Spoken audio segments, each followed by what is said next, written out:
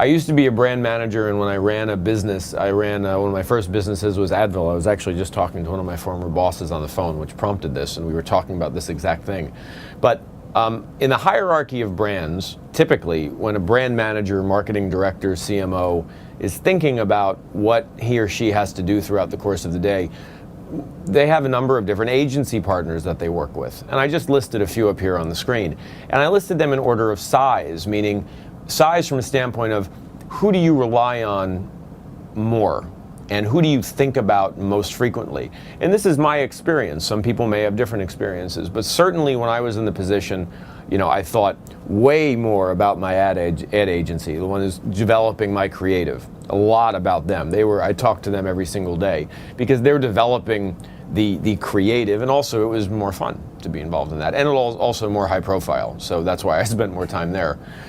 But then the media agency I spent a little bit of time with too. That's changed. They're getting way more attention now because brands are realizing that it's not just about there are so many ways in which they can invest their marketing dollar. If you have $100 million to invest, even if you have $10 million to invest in marketing, they're going to help you figure out how to get the most out of it. So you got to spend more time there. There's so much leverage to get.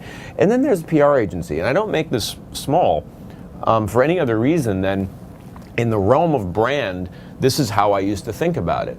But the PR agencies have done something very, very, very intelligent.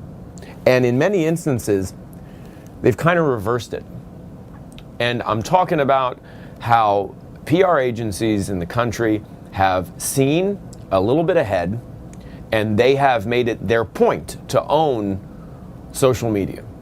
Many of them are developing core competencies and experiences, whereas when they come into brands, the brands are looking to them to come up with, what is my strategy within social media? How should I be connecting with consumers across social graph? And it makes sense because social media is not new. It's just social media. People socially sharing their authentic opinions about things. It's word of mouth. It's very simple.